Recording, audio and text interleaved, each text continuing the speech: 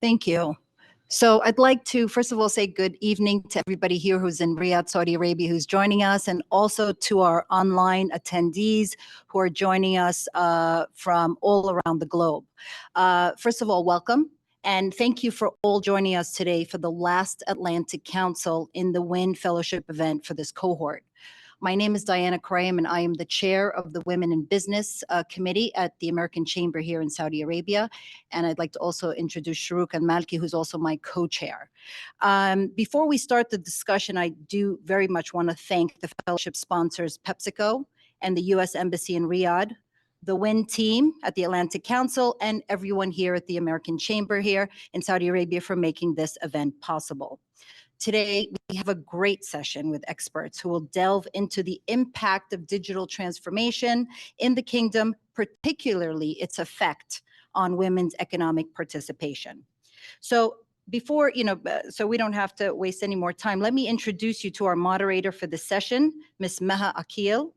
Maha brings a wealth of diverse experience in media, intergovernmental organizations, and academia, with a focus on social development through the empowerment of women, youth, and families, as well as strategic communications.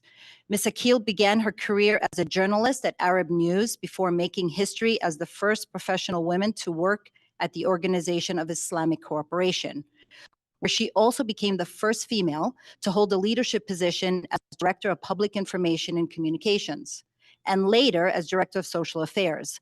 Following her tenure at the OIC, Ms. Akil joined Dar al-Hikmah University in 2023 as a lecturer in the Department of Diplomacy and International Relations.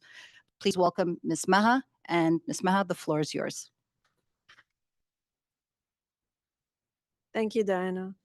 And thank you for the WIN team at the Atlantic Council for this, for organizing this event. We have an impressive panelist with us today, where we'll discuss the impact of digital transformation in Saudi Arabia on women. I will briefly introduce the speakers before we get into the questions. Mohammed Al-Dosari is co-founder and CEO of Sari. He has over 8 years experience in investment and hyper-growth startups. Before launching Sari, he was a general manager, Saudi Arabia, of the European micromobility startups, CIRC. And before that, he was general manager of Kareem. Welcome, Mohammed. And with us also, Sarah Al-Husseini, head of the Government Affairs and Public Policy for Saudi Arabia of Google. Before joining Google, she was senior advisor in the office of the Vice Minister and the General Director of the International Cooperation at the Ministry of Tourism. She was also in 2020 chair of the G20 Tourism Working Group. And she started her career as a diplomat with the Saudi Ministry of Foreign Affairs. Also from the public sector, we have Manal Al-Nimri. She is consultant of digital health transformation at the Saudi Ministry of Health. She's a dedicated technology leader, able to lead all phases of digital transformation initiatives. She successfully created and implemented the digital change agenda, setting digital strategy and managed technology roadmaps and governance. Manal is the first Saudi female who has an experience of robotics technology for outpatients and inpatient settings in Saudi Arabia. And we also have Saima Jabin. She's a research fellow of AI Research Center at the Al Faisal University. She has a PhD from the Department of Computer and Control Engineering from Italy, gained it in 2014. Before that, she also has a master's degree in computer science from the Department of Computer Science from University of Peshawar, Pakistan. And along with holding several important roles, Dr. Jabin has been assistant professor in various reputable institutions in Saudi Arabia and Pakistan. Welcome all, and happy to have you. And I'm sure we'll have a vibrant discussion, especially with our speakers representing the public and private sector, as well as the academic fields. So starting with Mohammed Al-Dosari, could you please tell us how has the digital transformation impacted startups like Sari in Saudi Arabia and GCC? Yeah, I think it's a pleasure to be here. I think the last few years we have seen a lot of shockwave. We've seen COVID. After that, we have supply crunch globally. Then we have inflation. So I think these kind of shockwave created gaps, either a lot of entrant to the market or a lot of leaver of the market. And technology has been, or digitization in general, has been a catalyst for accelerating change.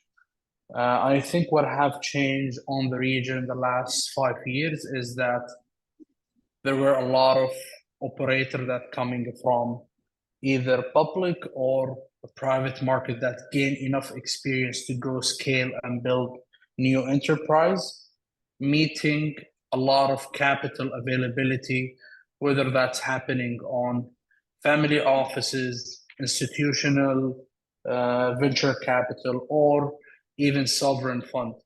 And we were lucky in that journey to actually go through that funnel where we got initially kind of invested by, I think, governmental entity, accelerator, venture, and then recently got backed by PIF.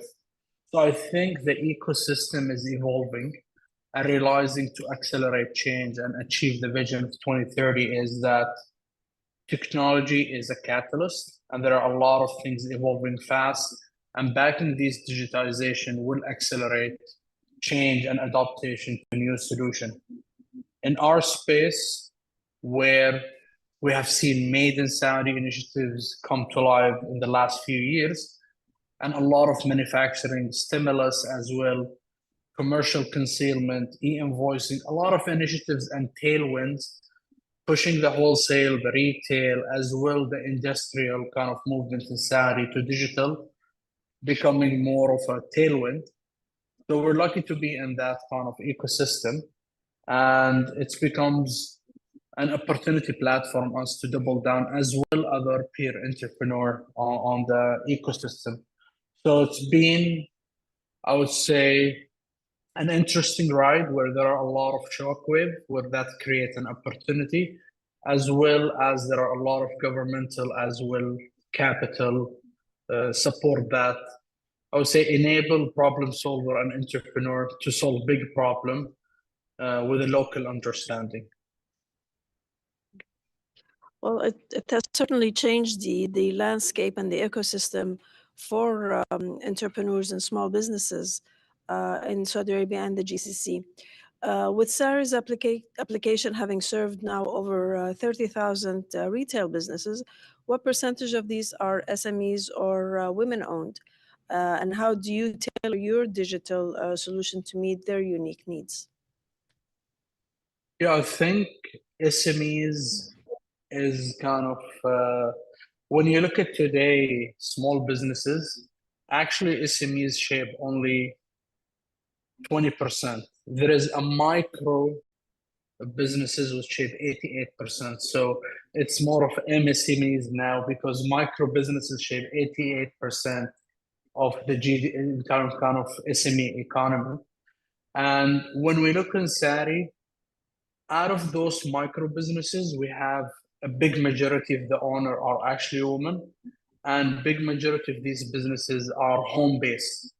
However, when we go to bigger scale businesses, small and medium businesses, we start to see barriers and I think challenges for women to scale and go, on a scalable business model. And I think here where Sari comes and create that bridging the gap, enabling businesswomen and as well women on the industry of retail, starting initially with a proof of concept or an MVP starting from home, then having the platform to go retail and potentially on the long run to be a wholesaler and kind of expand beyond Saudi, even go regionally. So I think in terms of participation, we've seen good percentage of women in the micro scale business, but we see a lot of challenges when it comes to financing, to working capital, to go to market. And here where we put a lot of effort in terms of building solutions that enable those entrepreneurs to grow beyond any limitation. So that's kind of the data and stat we have seen. I think they are pioneering in some of the category. That's where we have also some dedication and commercial team that focus in unlocking supply and demand on those specific category, just to give them the proper platform. Thank you. Moving on to Sarah.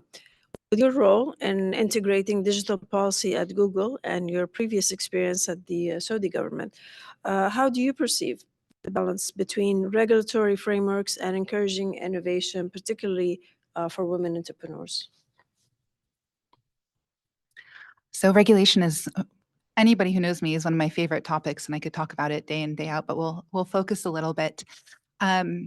It's a really interesting balance to strike, because on the one hand, you need to focus on safeguarding users, right? We need to make sure that we're putting in place guardrails that help people who are using the technology. But on the other hand, you don't want to limit innovation. And so that balance is really interesting. And Saudi Arabia especially is a great environment to be sandboxing this. We're seeing tons of regulations come into the market, but on the other hand, it's still a nascent technology environment, which means that we can then play around and take risks. And so I think it's important to make sure that we're addressing the negatives. We're not putting in too many regulations that create barriers to entry into market. We're not creating bureaucracy. Nobody likes bureaucracy and red tape. That limits risk taking, right? On the other hand, the positive aspects of making sure that we're limiting regulation and we're going for a pro-innovation environment are things like creating trust with regulators, also creating clear guidelines that help women-led businesses, underrepresented groups access information, which is also really important. And that inherent bias sometimes comes into play, and so the transparency really helps. Targeted support, so regulations can help with anything from mentorship funding to tax breaks, and this especially helps women-led businesses. And then something that I always love talking about is also addressing biases and making sure that we are consciously in regulations, not just at a tech-specific or health-specific, sectoral-specific regulation subset, but at the national level, making sure we're addressing. And I love to tell the story of, several years ago, eons ago, when I first started my career as a Saudi Foreign Service officer, I had to have my dad's permission to work, right? Now it's completely, and I'm seeing heads nodding in the room, now it's completely unheard of to get your father's permission to work. And so I think even something at the national level, making sure that women's barriers have been removed, will then trickle down to the sector-specific regulations as well. Yeah, thanks. Thank you for that. Manal, with Saudi Arabia's healthcare transformation involving a substantial shift to digital, how are these changes specifically opening up new venues for women entrepreneurs in the health sector, and actually with providing more opportunities for women, such as in telemedicine and e-health services? Can't hear you. I think you're mute. It's my pleasure to be with you, really, especially when we were talking about digital transformation and technology. It's one of my passions, and especially in my career. As a woman, and I'm talking about this, it's touched me a lot. As we know, in Saudi healthcare transformation, particularly shifting toward digital health, it's a part of the Vision 2030. Reform the plan and diversifying the economy and developing a public service sectors. This transformation is indeed and creating a new opportunity for entrepreneurs, including women. In the health tech sector, below I will explain for you some of the major transformation that we did in the healthcare sector.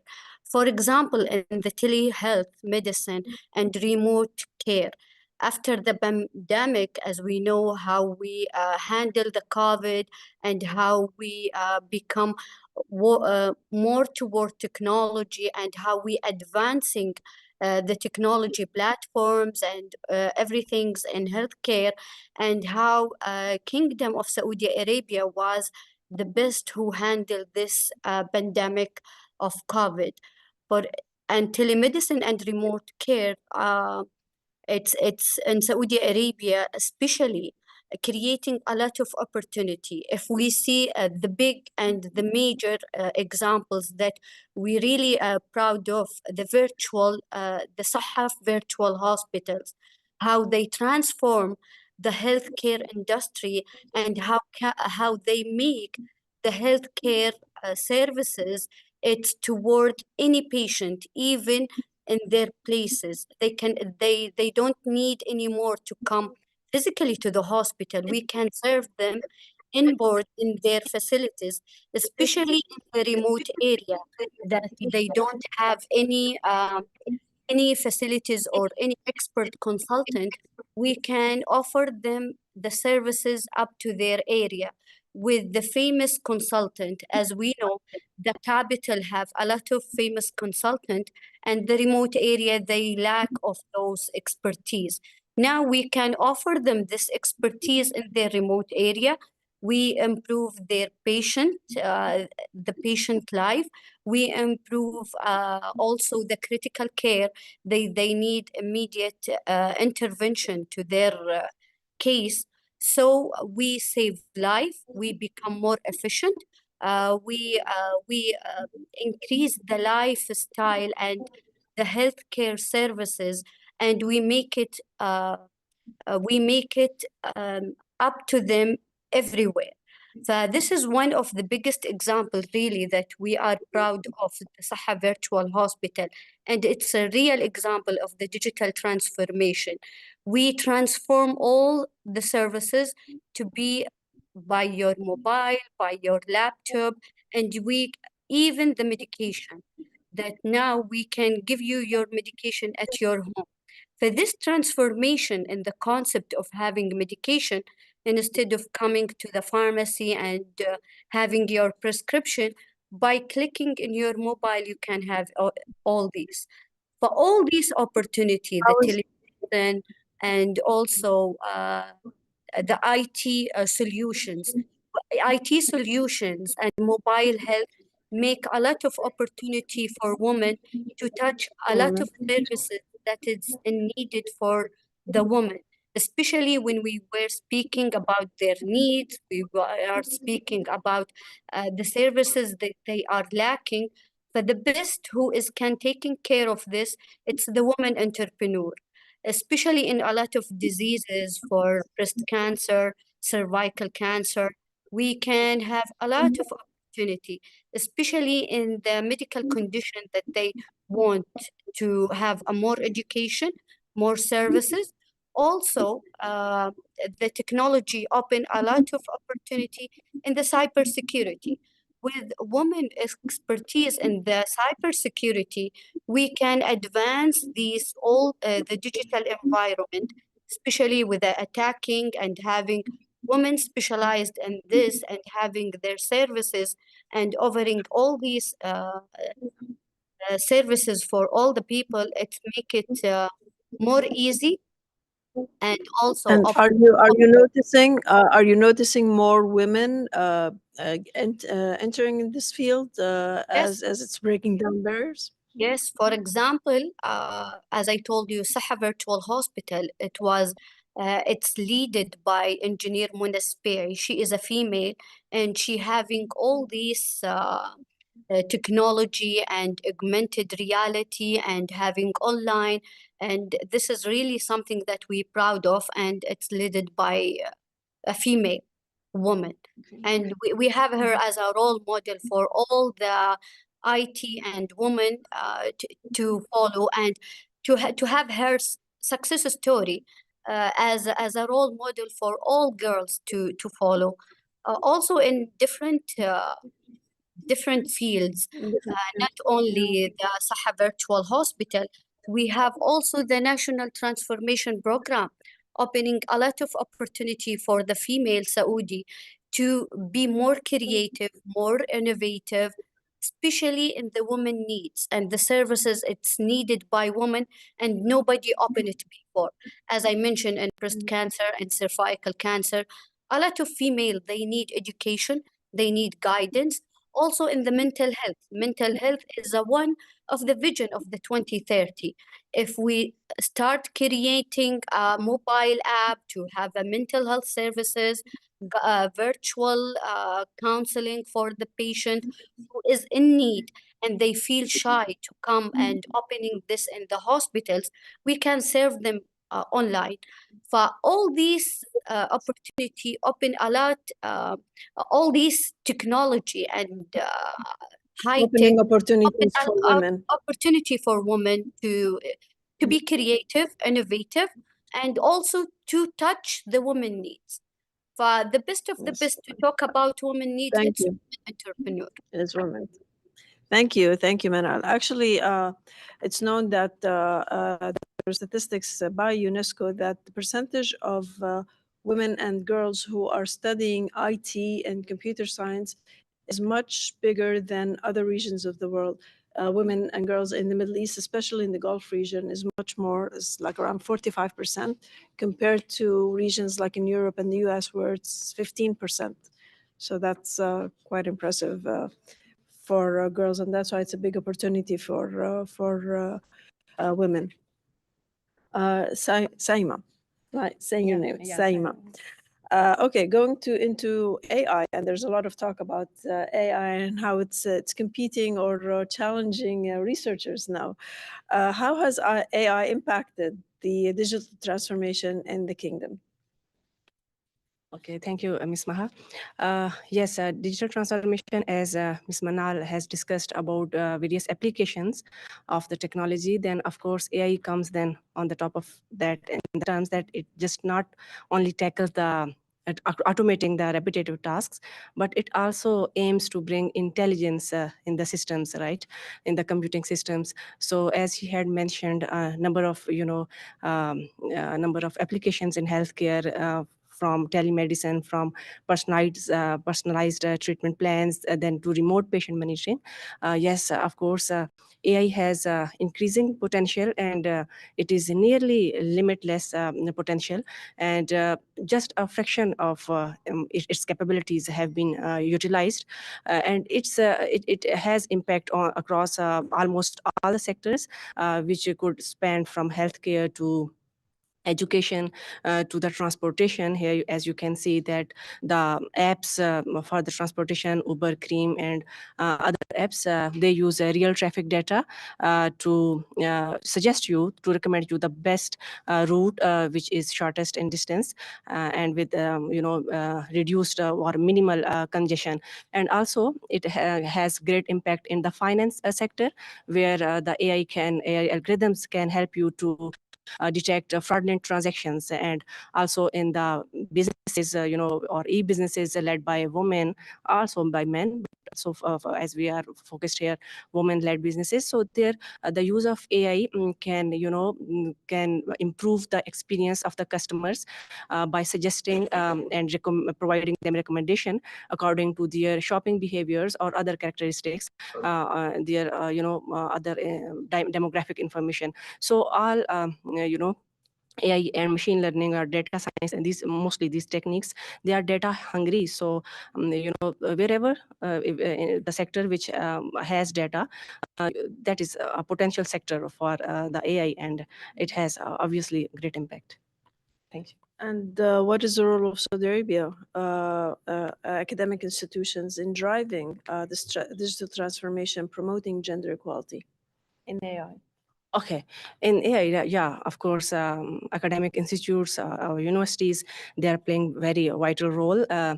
Universities have designed specialized programs for educating, females with the data science tools and techniques, with the AI, with the machine learning knowledge, so that they could, develop softwares such as virtual assistants for their businesses, AI-powered chatbots, and also, other solutions like medical diagnosis. We are also working in a project where for cancer detection, instead of using multiple modalities, image modalities, they should just need to have MRI scans, and instead of using CT scans, which exposes the patients again to another radiographic aphasia, so then it reduces the radiation, and from MRI you can get the you can generate the synthetic CT. So in AI, there is now it is very much in the boom, the notion of generative AI, which generates synthetic data in the form of images, text, or other kind of. So it is really very helpful, and the academic institutes, the universities, as you had asked, they have revised their curriculums by adding the subjects related with AI domain. And also they are organizing workshops to educate and to to provide the awareness to the females. And also they organize the boot camps for which where the experts come from the industry and they educate the students. Great, wonderful. I want to go back to Sarah. What is Google's approach to foster economic empowerment for women in Saudi Arabia, especially within the tech sector? You've heard what Saima said in terms of the opportunities in AI as well as in the health sector, as Manal said. Fantastic. Thank you for that. I think Google globally has an approach to accessibility and scalable technology, right? We want to make sure that we're coming in and helping businesses across platforms, scale their business, scale their technology. One thing that was interesting when I first started with Google was the first program I heard about was Maharat for Google. It's a digital marketing, fundamentals of digital marketing program. And I thought, we're an internet company, the online platform, why are we doing training programs? And then it hit me very square in the face, realizing that if people don't know how to use the platforms, then there's really no use in having them. And so the approach is really twofold. One is talent development, and I don't think there's any ministry that you'll walk into in Saudi Arabia, or any agency, any private sector company that doesn't say human capital development is at the top of their KPI list. And so making sure that at the fundamental level, basics of platform usage, we're addressing this talent gap. And on the other side, the professional side of it, professional career certificates, Coursera. We even have a program with the Saudi Data and AI Authority, which we can go in later, to bridge the gap on AI and machine learning, right? And so I think it's important to make sure that people can use products safely and effectively. On the other side of this, on the business, and especially for women, coming in with programs like the Garage at the Ministry of ICT, where we do Grow with Google, startup accelerators, mentorship program, funding VC connections, to make sure that women, especially in business, are getting access to the funding which they lack. Yeah. And then the last that I always enjoy, and I think this platform, Atlantic Council and Women in Business through the American Chamber, does a fantastic job of it. And we do it too through Google, is also providing a voice for women. I mean, we've heard several times on this call already, the fantastic work that women are doing. And this is really important because not only does it help the specific women we're talking about, but it also gives confidence to other women who might not, have the courage quite yet to delve into it. Exactly. Yeah. So thank you. Thank you very much. Well, we've heard about the opportunities and that are offered by the technology transformation. What about the challenges? Mohammed, I want to ask you, what challenges and opportunities do you see for women entrepreneurs in the wholesale sector amid the evolving digital economy in Saudi Arabia?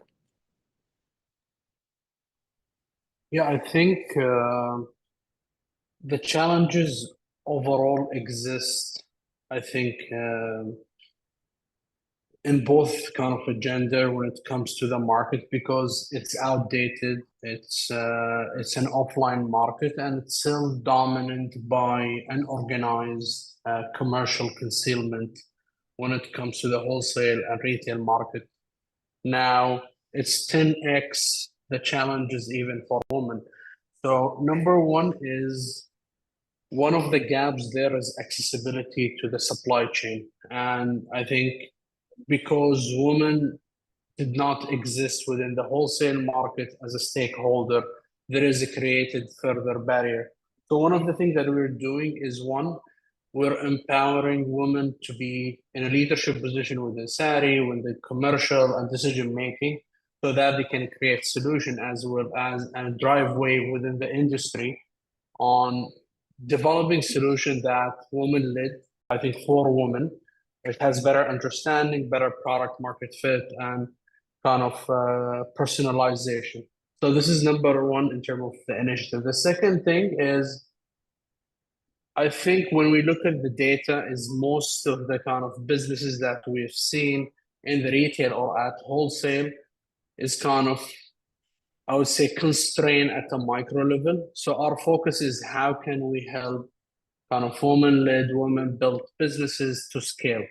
And one of the gaps that we see, I think, creating a huge buffer is financing. And financing in general in Saudi, the mandate within the vision is to grow almost to 6-8% financing the micro businesses. The last few years, it's around at 2%. At best case, it's going to 3%. So the headroom is massive.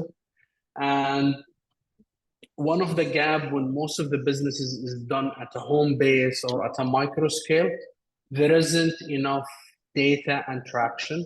And what we're building here is further scorecard, better KYC, better understanding of that segment of businesses so that they can be easily financed, they can easily grow, and don't have any limitation when it comes to geography, as well no limitation in terms of solution and development by, I think, women in those enterprises. And finally, I think breaking the limitation in terms of geography and distributing the business across multiple markets. But in general, we're taking that offline market online to increase transparency, and two, creating a digital fabric for better decision making for women. And in the same line of that question, with 45% of registered SMEs in Saudi Arabia are led by women today. So how do you perceive the influence of this digitalization on their businesses, operations, and successes? Are they able to make use of this digitalization and learn and adapt and transfer their businesses into making better use of the digitalization? Yeah, my biggest challenge with this data is quantitative. So it's all about how many CR is available. We want to focus on about qualitative. How many of these CR actually has an impact, and how can we create enough capability for women to grow their businesses as well as scale in different geography. I think one of the biggest gap we have seen is one, in terms of connecting to local supply chain when it comes to logistic as well in terms of sourcing. But since most of the domain that I think women are leading and creative on, I think on the fashion industry and apparel, others, there is also a global supply chain capability. And we're trying to build this capability with producing market like Bangladesh, China, and other, just to make sure that women have a turnkey in terms of solving some of the complex problem. And that gives them the capability to grow and unleash the potential that they have today. So that's, I think, main focus we have is how to be a multiplier effect to a lot of women-led businesses, so that can translate it to a higher quality rather than just in a quantitative component. Yeah, thank you for that. Manal, for you, given the integration of AI and digital technologies in the healthcare, as you mentioned before, how do digital transformation strategies within the Saudi Ministry of Health consider the specific needs and challenges of women entrepreneurs in the healthcare? Voice, you're muted, Manal. Sorry. Yes.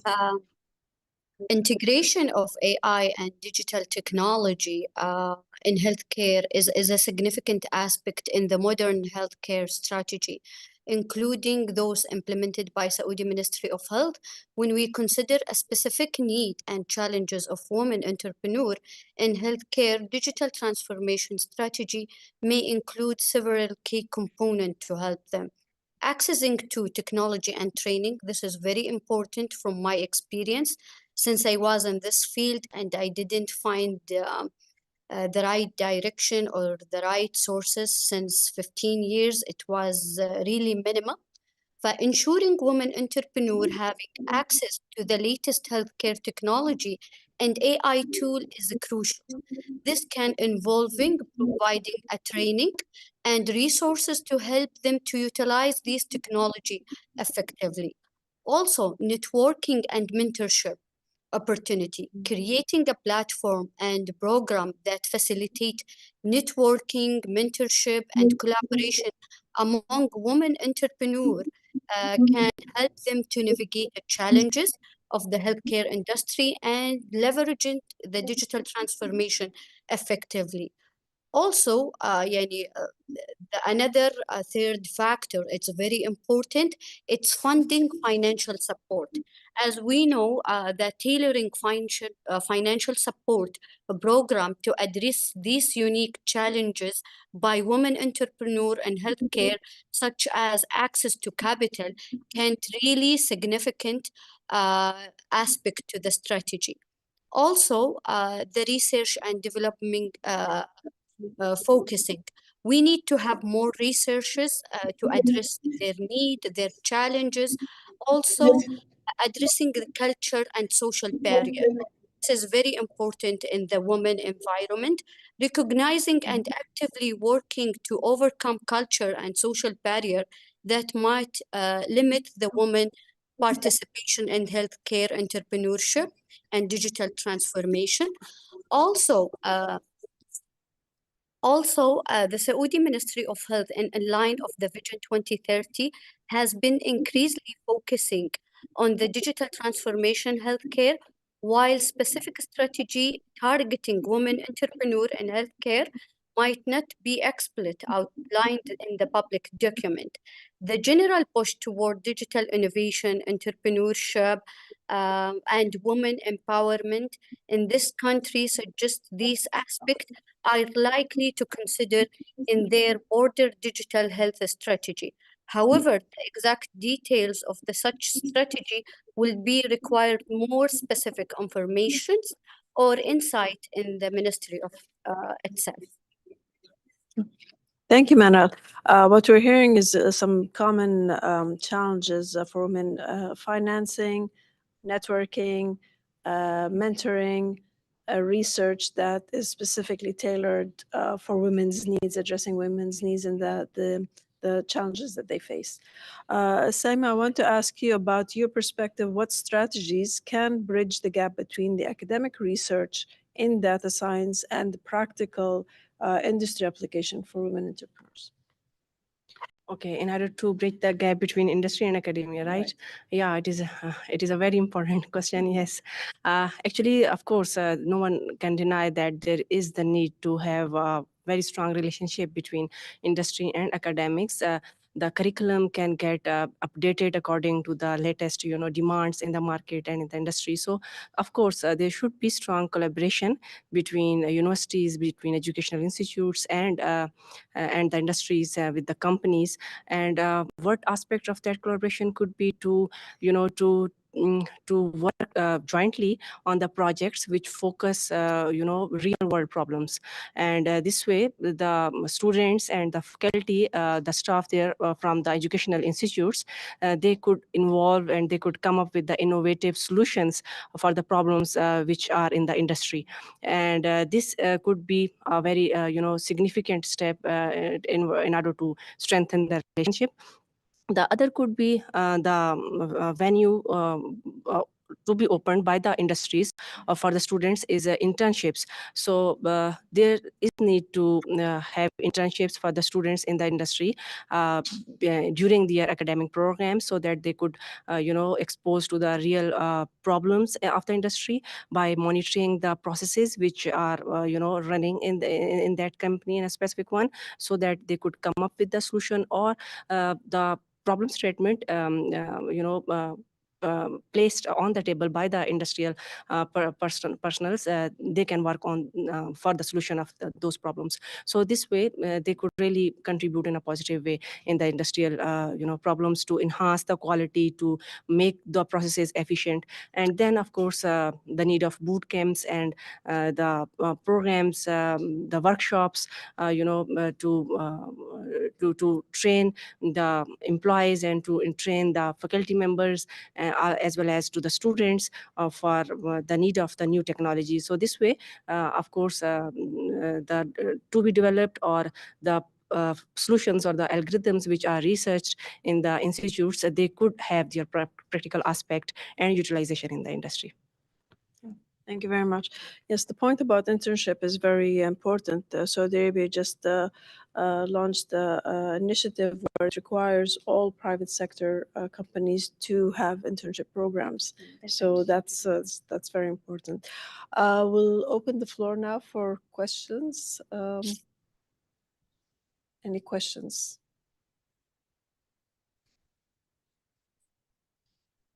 Sorry, I was just saying a hello. Okay. Please introduce yourself and then the question. Let me give you the mic. They won't be able to hear you online.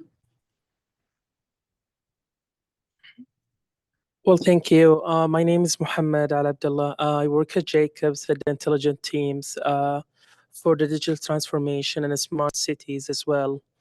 My question will be probably for all of the panelists, but I'll focus more with Sarah about the smart cities and how do you think, Sarah, smart cities and understanding of the digital livable in the kingdom help to especially the women's to be more empowered of doing things in her own lives in more digital way, especially with the kids, the caring for the kids, having our understanding of the regulation of how she can live and empowering herself with the digital aspects. And maybe we can move to the healthcare and then the same question with that as well. Thank you.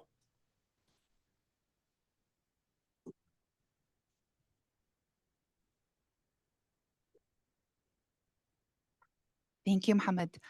I'm not a smart cities expert, but I think at a foundational level, any technology that helps break barriers and helps even level the playing fields is really positive for women. So on the one hand, I think female voices are really important in developing smart cities and developing, the digital transformation in the country. From a regulatory perspective, for example, traditionally it hasn't been women's voices who are in the, in the boardrooms and in the working groups creating these policies. And so making sure women are actively engaged in these discussions is really basic, but really important, right? Because at the end of the day, regulation creates compliance. Compliance comes at a cost. Costs for women's businesses might differ sometimes. In terms of funding needs, in terms of requirements for, female workers in the workforce. So active participation, I think platforms like this, the American Chamber, the US Chamber, the US Saudi Business Council, the Saudi Chamber of Commerce. I mean, it's the sky's the limit in terms of industry participation to really get that information to women-owned businesses and individuals, and then also take it back to regulators. Work from home has been absolutely fantastic. I don't know about those in the room. I have a 2.5-year-old who requires a lot of attention. And so being able to use digital transformation platforms, online platforms, Meets, Zoom, Teams, we're a very open platform at Google. And so making sure that women have, the accessibility they need to be able to perform their jobs is really important. I don't want to take time away from other speakers, but I think, making sure in any setting we have accessibility and scalability of these solutions to women in the workforce is really important. And hearing their voices about how it can help women is at the forefront of that. Thanks. Thank you. Actually, maybe I would like to add is that whenever designing these smart cities, it's important to involve women in the process from the beginning, to tailor things to meet their needs as well, because it's been said that most cities are were designed by men for the use of men, and women sometimes have a problem with that.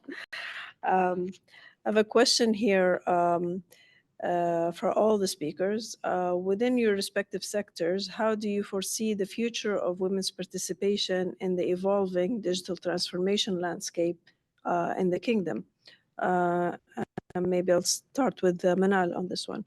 So within the health sector, how do you foresee the future of women's participation in the evolving digital transformation landscape?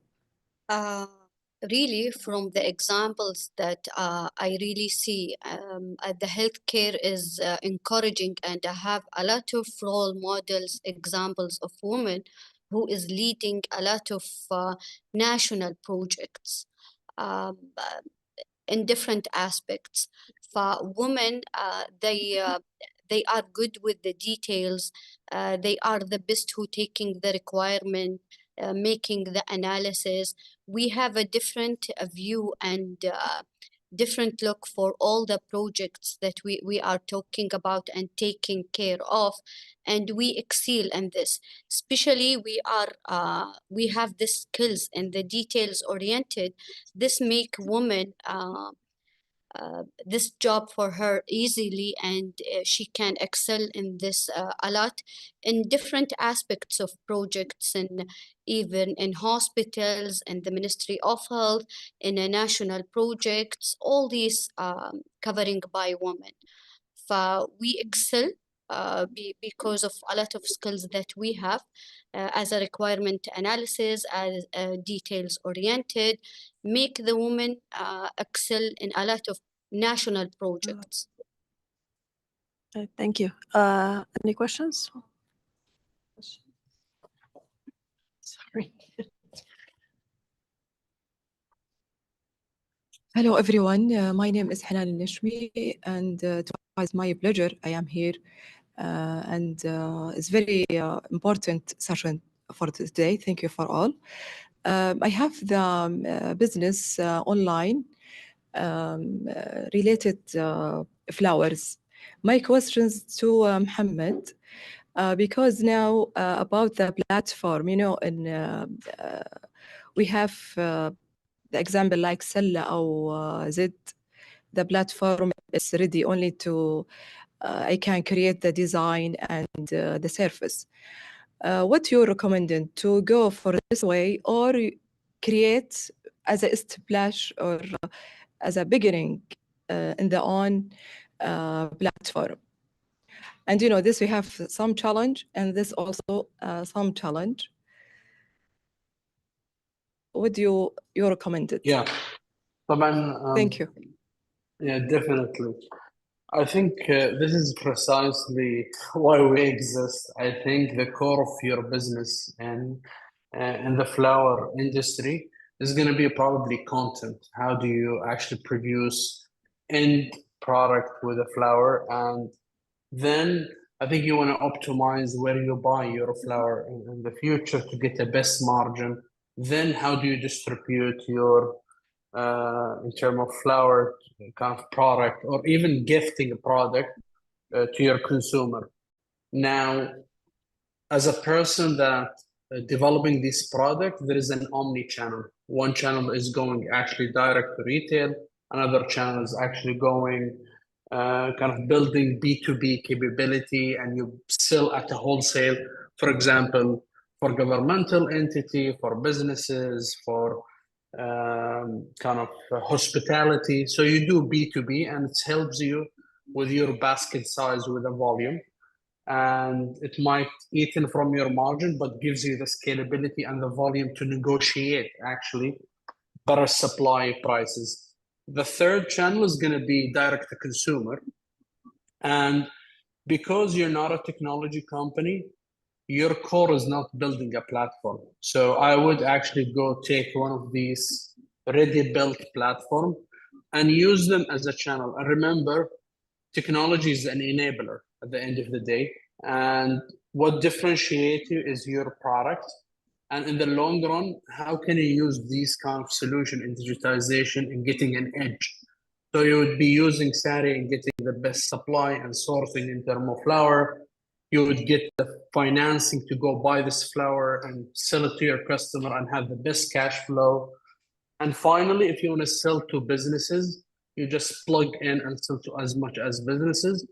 And then you adapt an omni-channel strategy where you do direct to consumer through Sella, Zed, whatever channel that you think believable.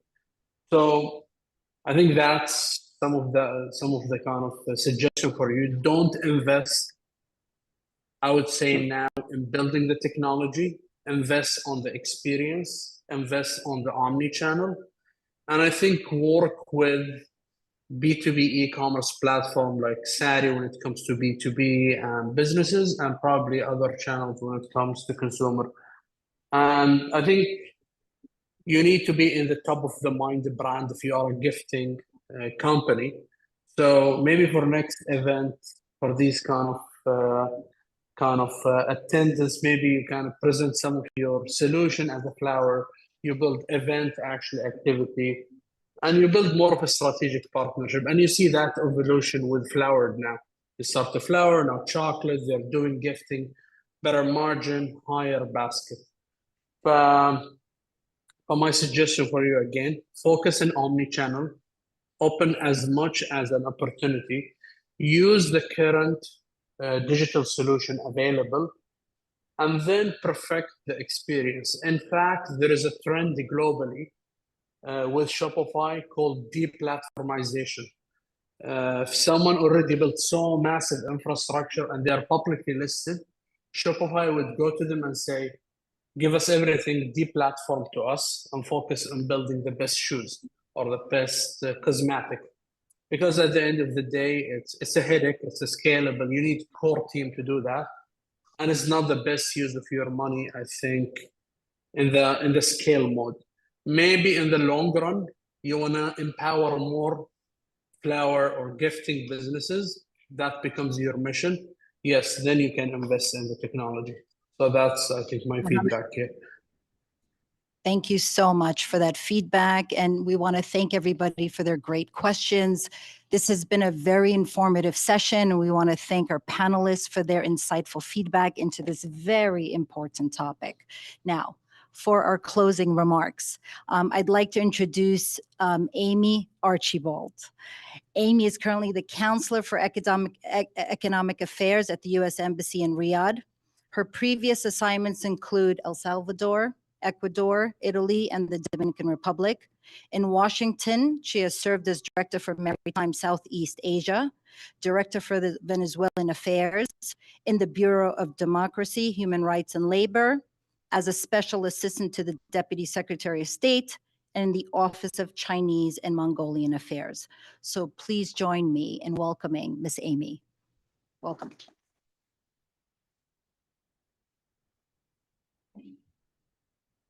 Great, thank you so much. So I'm really delighted to be here for this event as we conclude another exceptional year for the WIN Fellowship Program. In the past 3 years, in collaboration with the Atlantic Council's Fellowship, we've been able to support women's entrepreneurship in Saudi Arabia, which aligns with the U.S. Embassy's objectives of contributing to economic diversification, economic growth, and women's empowerment across all of the sectors. So within just a short period of time, this program has been able to reach over 60 Saudi women entrepreneurs, aiding their personal and their professional growth. So thank you very much for hosting this event and for participating. Saudi Arabia is really an interesting place to be in a really interesting time. The digital transformation here has been accelerated beyond, I think, what anyone could have imagined even just 5 or 10 short years ago. It is an incubator for all kinds of ideas, for opportunities, and for a lot of development, I think, among the companies and between the sectors. So this is a fascinating experience for me, and I think for a lot of people who are new to Saudi Arabia and who have been here for quite a long time. The Vision 2030 initiatives have, of course, been tremendously helpful. But in addition to a lot of the opportunities, as we've heard tonight, there are also a number of challenges that women entrepreneurs face, whether this is getting capital or scaling up networking among each other. And in addition, as most of us know, there are some societal expectations of women to be caretakers in the home that occasionally are something that we can use digital technology to overcome or to help us balance. And other times it's just something that we need to work around. So I think one of the things that we recognize as women is that for every opportunity, there is another challenge, but this event and these kinds of programs hopefully will help us continue to move forward.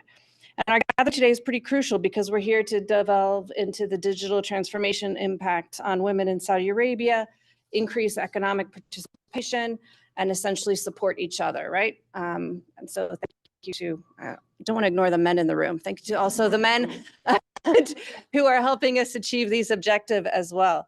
But as we conclude this evening's agenda, I really want to express my sincere gratitude to PepsiCo for their active support of this program. Throughout the years, we want to thank AmCham Saudi Arabia for their tremendous support and organizing and really being an invaluable country partner to us here. And I want to spend a thank you as well to the Atlantic Council team for all of the work in organizing this event. The Atlantic Council's efforts are really crucial to making these things happen and to bringing us together to celebrate the accomplishments of the WIN Fellowship. So thank you all. Thank you, Amy, so much. And we want to thank everybody for joining us here this evening. And hopefully we'll see you again in our next event. Thank you so much. Have a wonderful night and drive carefully. Thank you again for our online speakers and our attendees as well. And thank you to our moderator. Thank you. Do you want to say something?